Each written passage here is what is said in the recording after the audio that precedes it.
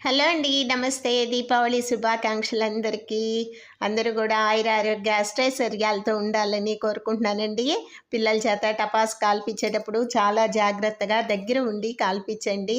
ఆ లక్ష్మీదేవి కరుణా కటాక్షాలు మనందరి మీద ఉంటాయండి. చక్కగా లక్ష్మీ పూజ చేసుకోండి అందరూ.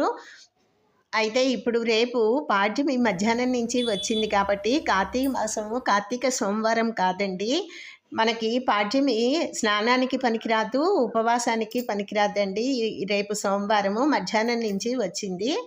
అయితే మనకి గుళ్ళల్లో ఆకాశ దీపం వెలిగిస్తారు. అది రాత్రిపూట వెలిగిస్తారు కాబట్టి దానికి వెళ్ళి నూనె వడ్డించుకొని ఆ ధ్వజస్తంభం పైకి లాగుతారండి. అలా రేపు పనికొస్తుంది. రేపటి నుంచి మొదలెడతారు, రేపు రాత్రి నుంచి. అయితే మీకు కార్తీక మాసం గురించి మరికొన్ని విషయాలు నేను మీకు షేర్ చేస్తానండి. ఉంటాను.